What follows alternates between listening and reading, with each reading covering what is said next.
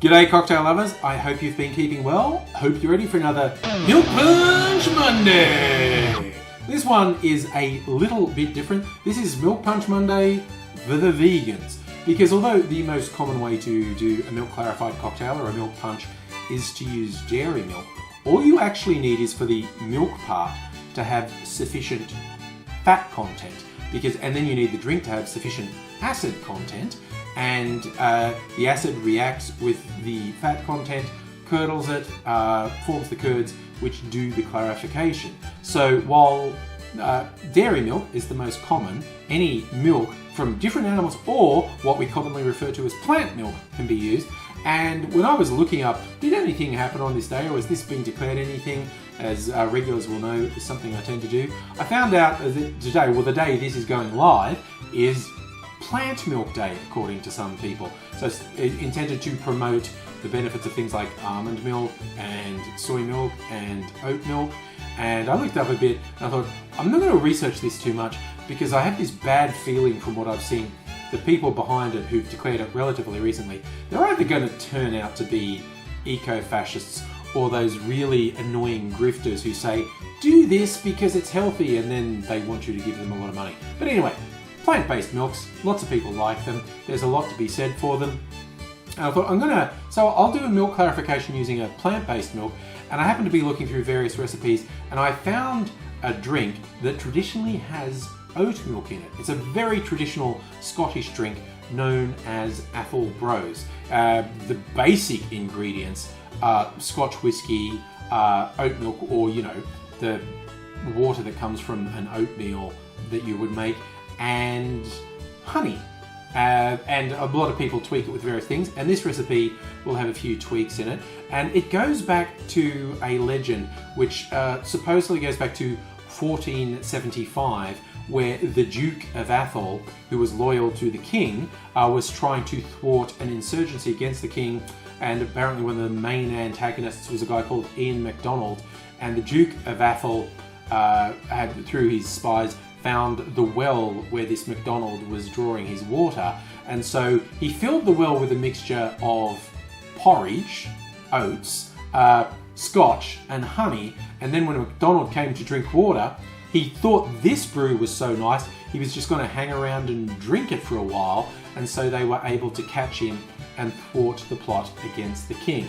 The Brose is the oat milk, essentially. So it was the Brose of Atholl, the Earl of Atholl. So, and that's why the drink is called an Atholl Brose. Story sounds completely plausible and not at all made up to me. But anyway, it's a very popular drink in Scotland. I think they like to drink it on Hogmanay, on various traditional holidays.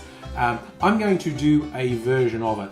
And again, people who watch the channel won't be surprised to learn I'm going to substitute a lot of the ingredients for Australian ingredients, which may well upset Scottish people. I'm not sure what Scottish demographic I have in the audience, but I'm going to risk it, and I'm going to make an oat milk clarified Atholl Brose-ish.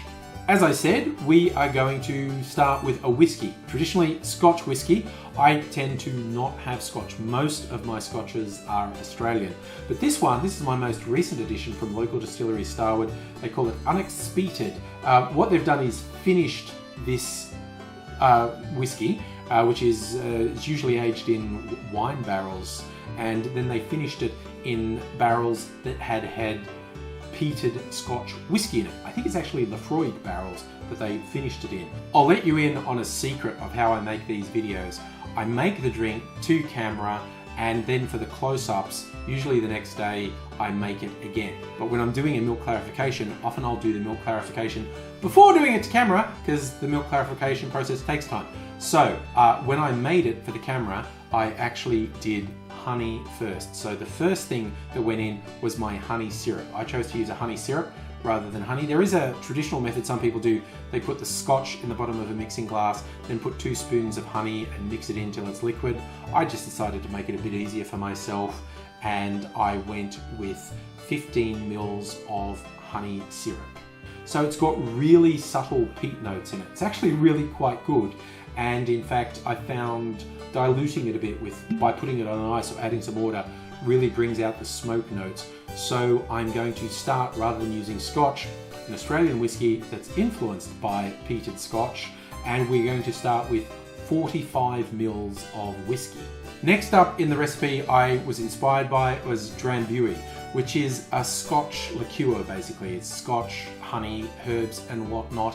I do have Drambuie, but like I said, I'm going very Australian, so I decided to make with an Australian alternative. This is from the Lark Distillery in Tasmania. They call it Sláinte. It's their whiskey liqueur. It's really good.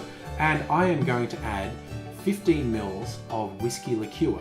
Another deviation for me, the base recipe I'm following said to put some amaretto in, which is an almond-based liqueur. Anyone who's regular to the channel will know what I'm going to substitute, an Australian macadamia liqueur, mac. But there are a bunch of nut-based liqueurs around the world you could use in here.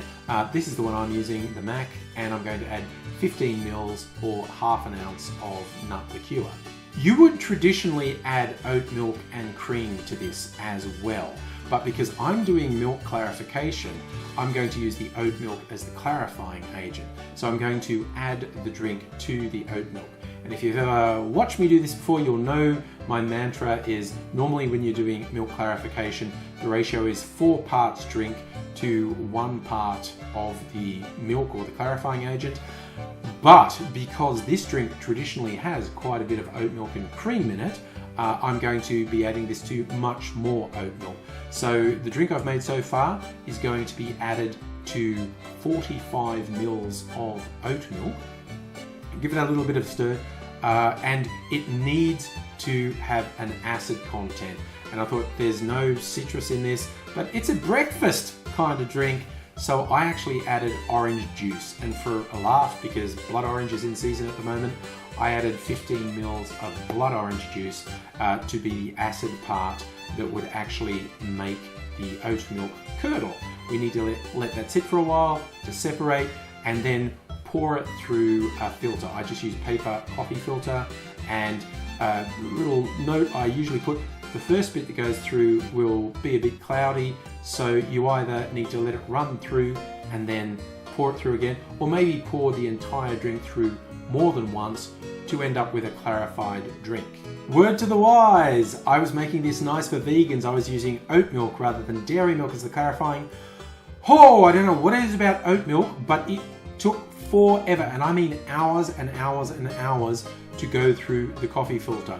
So yeah, for your own reference, vegans, if you want to do a vegan-friendly clarification, I'd recommend, say, coconut milk, which has a higher fat content and behaves a bit better. I use coconut milk lots and it works.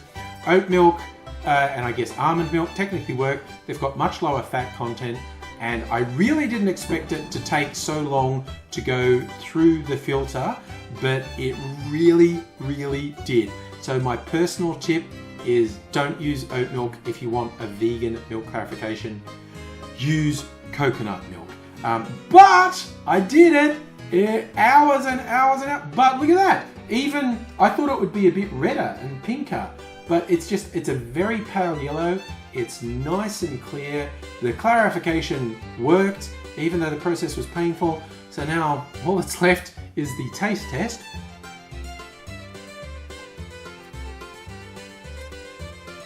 Okay, that is unusual because like it's essentially, it's close, it's not quite, but it's almost 50% oat milk in here. Yeah, I used a really strongly flavored whiskey, and this does not taste strongly of whiskey at the moment.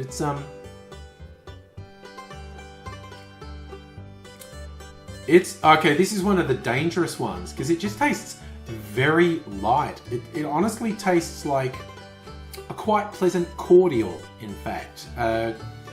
It's lightly sweet. It's not too sweet. It does not have a whiskey. Oh, actually, I think the whiskey taste is slowly developing. The smoke is coming up on my palate, which is actually kind of nice. This very delayed reaction of the smoke coming up on the palate. But I think you could drink far too much of this thinking it's not very alcoholic. Yeah, I don't know that I'll make this one again. Definitely not with oat milk. oat milk is now officially my nemesis.